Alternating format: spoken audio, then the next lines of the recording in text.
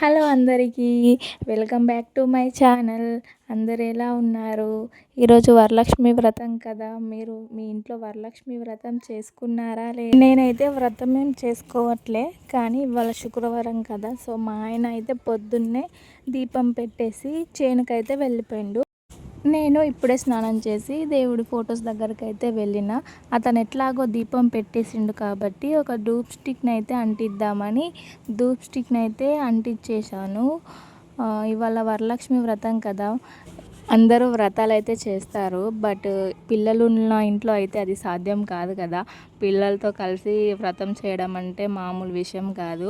So అందుకే నేను వ్రతం అయితే ఎప్పుడు చేయలేదు, కానీ మామూలుగా ఇలా దీపం పెట్టుకొని మొక్కుకుంటాం.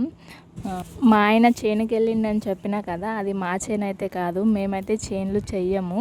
మా అమ్మ వాళ్ళ చేనులో మందు కొట్టాలి అని వాళ్ళు పిలిస్తే మందు కొట్టడానికని మా అమ్మ వాళ్ళ ఊరికి అయితే వెళ్ళిండు. నేను ఇక్కడ పూజ చేసుకుంటూ ఉన్నా, అక్కడ స్టవ్ మీద పాలైతే మొత్తం పొంగిపోయినాయి. సో ఇక టీ పెట్టుకొని తాగుదామని పాలైతే ఫస్ట్ వేడి చేసిన, కానీ మొత్తం పొంగిపోయినాయి. కొన్ని మాత్రమే మిగిలినాయి, హాఫ్లో హాఫ్ అయితే మొత్తం పొంగిపోయినాయి. సో ఇక టీ అయితే చేసుకుంటున్నా. ఆడవాళ్ళకి ఏంటో కానీ పొద్దున లేస్తే టీ అయితే కంపల్సరీ ఉండాలి. ఫస్ట్ మార్నింగ్ లేవగానే గుర్తొచ్చేది అయితే టీ మాత్రమే. పండుగ కానీ ఏదైనా కానీ ఫస్ట్ టీ అయితే ఉండాలి. పండుగ రోజు ఎన్ని పనులున్నా కూడా ఈ టీ బ్రేక్ని అయితే బ్రేక్ చేయకుండా టీనైతే తాగాల్సిందే. మా చిన్నోడు చూడండి ఎలా పడుకొని ఫోన్ చూస్తున్నాడో. ఫోన్ వద్దు అంటే అస్సలు వినడు. పాప అయితే పడుకుంది. వీళ్ళు చేసిన ఘనకార్యాలు చూడండి. మనం మన పనిలో బిజీ ఉంటే వీళ్ళు వీళ్ళ పనిలో బిజీ ఉంటారు. మొత్తం బయటికి తీసి పడేస్తారు. ఒక వస్తువుతో తీసి ఆడుకోవచ్చు కదా, లేదు, మొత్తం బయటికి అయితే తీస్తారు. మనకు చూస్తే ఏమనిపిస్తుంది, వామ్మో ఇవన్నీ మళ్ళీ సదరాలి అని అనిపిస్తుంది. కానీ వాళ్ళు ఆడుకుంటూ హ్యాపీగా ఉంటే చూసి మనకి కూడా నవ్వొస్తుంది. ముఖ్యంగా మనం ఏదైనా పనిలో ఉన్నప్పుడైతే వాళ్ళకి ఆటలు ఆడాలనిపిస్తుంది. నేను పూజ పనులు చేసుకుంటుంటే వీళ్ళ ఆటలు కూడా పక్కనే మొదలవుతాయి. మీ ఇంట్లో పిల్లలు కూడా ఇలాగే వస్తువులన్నీ తీసి బయటికి వేస్తారా, లేక మా పిల్లలేనా? ఇక ఇంకో పెద్ద టాస్క్ ఏంటంటే నా జుట్టుకు చిక్కులు పడితే అసలే రావు. ఎంత తీద్దామన్నా టక్కనైతే కానే కావు. నాకైతే ఒక చిన్న టాస్క్లా అనిపిస్తుంది. ఒక చిక్కు విప్పుతుంటే ఇంకో చిక్కు కనిపిస్తుంది, అది విప్పేసరికి ఇంకొకటి రెడీ ఉంటుంది. అందుకే ఉదయం టైంలో దువ్వుకోవడానికి కాస్త టైం అయితే పెట్టుకోవాలి. కానీ ఇంట్లో పనులు ఎక్కువగా ఉంటే మనకి కూడా ఆ టైం దొరకదు కదా. పండుగ రోజు కాబట్టి ఈరోజైనా కాస్త ఓపికగా జుట్టు సెట్ చేసుకోవాలి అనుకున్నా, కానీ ఇక కుదరలేదు. నార్మల్గా ఫ్లక్కర్ అయితే పెట్టేసిన. ఇక టీ అయితే అయిపోయింది, దాన్ని అయితే తాగేసిన. మళ్ళీ చెత్త ఉంటే మా పొట్టిది వచ్చి నోట్లో పెట్టుకుంటుంది.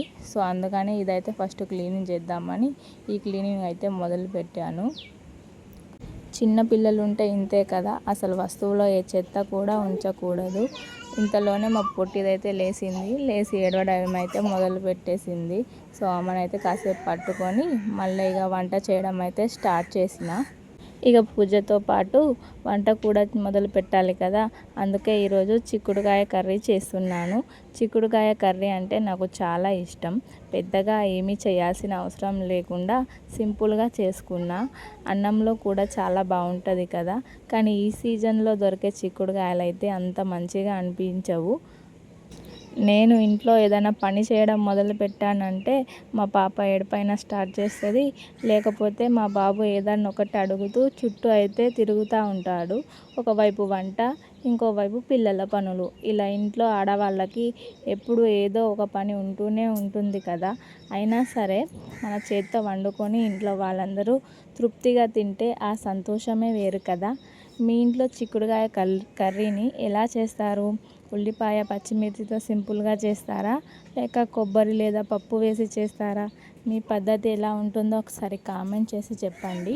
ఇక నేను వంట పనుల్లో బిజీగా ఉంటే బయట అత్తమ్మ వచ్చి పాపతో ఆడుకుంటుంది. పాపను ఆడిస్తున్నారు. పాప కూడా వాళ్ళని చూడగానే వాళ్ళ దగ్గరికి వెళ్ళి బాగా ఎంజాయ్ చేస్తుంది. దానిమ్మ గింజలు అయితే తీసుకొచ్చింది, అవైతే పాపకు తినిపిస్తుంది. నేను కూడా సరే కాసేపు పని పక్కన పెట్టి బయటకు వెళ్ళి వాళ్ళతో కాసేపు ముచ్చట్లు పెడదాం అనుకొని బయటికి వచ్చాను. పాపని అలా వాళ్ళతో ఆడుకుంటూ చూస్తుంటే చాలా ముచ్చటగా అనిపిస్తుంది. మనం ఎంత బిజీగా ఉన్నా పిల్లలు పెద్దవాళ్ళతో కలిసి ఆడుకుంటూ వాళ్ళతో టైం స్పెండ్ చేస్తుంటే మనకి కూడా చాలా సంతోషంగా ఉంటుంది కదా. అత్తమామలు వచ్చినప్పుడు ఇంట్లో కూడా ఒక సందడి వచ్చినట్టు అనిపిస్తుంది. ఇంకా మా పాప అయితే లాస్ట్ ఇయర్ శ్రావణ శుక్రవారం రోజైతే పుట్టింది. సో ఆమె చూస్తూ ఉంటే ఆమెను లక్ష్మీదేవి మా ఇంట్లో పుట్టిందని ఫీలింగ్ వస్తుంది. ఎందుకంటే శ్రావణ మాసం మళ్ళీ శుక్రవారం రోజు ఆడపిల్ల పుట్టడం అంటే చాలా అదృష్టంగా భావిస్తారు కదా. సో మాకు కూడా పాపను చూసినప్పుడల్లా అలాంటి ఫీలింగే వస్తుంది. కానీ ఇక వంట సంగతి మర్చిపోయానని మళ్ళీ లోపలికి వచ్చి కర్రీని అయితే చూస్తున్నా. ఇక అప్పుడు టమాటోస్ అయితే కట్ చేయలే. ఇక ఇప్పుడు వాష్ చేసి టమాటోస్ కట్ చేసి వేసుకుందామని ఇంట్లోకి అయితే వచ్చాను. పాప అయితే బయట అత్తమ్మ వాళ్ళతో ఆడుకుంటుంది. పాప ఆమె దగ్గర బాగానే అలవాటు అయిపోయింది. వాళ్ళు పిలవగానే వెళ్ళిపోతుంది. నేను దగ్గరలో ఉన్నా కూడా వాళ్ళ దగ్గరే కూర్చొని ఆడుకుంటూ ఉంటుంది. ఇలాంటి చిన్న చిన్న మూమెంట్స్ కూడా మనకు రోజువారీ జీవితంలో చాలా స్పెషల్గా ఉంటాయి కదా. పెద్దగా ఎక్కడికి వెళ్ళాల్సిన అవసరం లేదు. ఇంట్లోనే అందరం కలిసి కాసేపు మాట్లాడుకుంటే చాలు. అదే ఒక మంచి టైం. ఇక ఈ చిన్న చిన్న పనులకు నాకైతే ఎంత చెమటలు వచ్చేసాయో చూడండి. ఫేస్ అంతా చెమటలతోనైతే నిండిపోయింది. ఇక మీతో కలిసి ఇలా ముచ్చట్లు పెడతా ఉంటే నాకైతే చాలా హ్యాపీగా అనిపిస్తుంది. రోజు మనం ఇంట్లో పనులు చేసుకుంటూ ఉంటాం కదా. కానీ మనసులో ఉన్న మాటలు ఎవరితోనైనా చెప్పుకుంటే కాస్త రిలాక్స్గా అనిపిస్తుంది. అందుకే నాకు వ్లాగ్ చేయడం అంటే నచ్చుతుంది. మనం ఏదైనా పని చేసుకుంటూ మీతో మాట్లాడుకోవచ్చు. ఇక ఇప్పుడు మా చిన్నోడికి అన్నం తినిపించడానికి కూర్చున్నాను. వీడికి అన్నం తినిపించడం అంటే నాకు ఒక పెద్ద టాస్క్ అయిపోయింది. అన్నం తిను అంటే అటు తిరుగుతాడు, ఇటు తిరుగుతాడు. మళ్ళీ ఫోన్ ఇస్తేనే నేను అన్నం తింటా, లేకపోతే తినను అంటాడు. ఎలాగోలో అన్నం అయితే తినిపించేసా. ఇక బయట అయితే మొత్తం మా చిన్నోడు సబ్బు మొత్తం వాటర్లో వేసి కలిపేసిండు. ఇక మొత్తం వాటర్ అన్నీ పడేసిన. ఇక బోరు పెట్టేసి మళ్ళీ ఫ్రెష్గా వాటర్ పట్టి ఉంచుకుంటే దేనికైనా పనికొస్తాయని మొత్తం వాటర్ని అయితే పడుతున్నాను. బకెట్స్ మొత్తం సబ్బుతోనే నిండిపోయినాయి. సబ్బు అంతా వాటర్లో కడిగించేశాడు. సో బకెట్లన్నీ ఫస్ట్ క్లీన్ చేసుకొని మొత్తం వాటర్ అయితే నింపుతున్నా. నేను మీకోసం అయితే రోజు ఒక వీడియో చేయడానికి చాలా కష్టపడుతున్నా ఫ్రెండ్స్. మీరు కూడా నాకు చాలా సపోర్ట్ చేస్తారని నేనైతే అనుకొని ఈ వీడియోస్ అయితే చేయడం మళ్ళీ మొదలు పెట్టాను. నా వీడియో మీకు నచ్చినట్లయితే లైక్ చేసి సబ్స్క్రైబ్ చేసుకోండి. మళ్ళీ ఇంకొక వీడియోతో రేపు కలుస్తాను. అప్పటి వరకు ఉంటాను. బాయ్.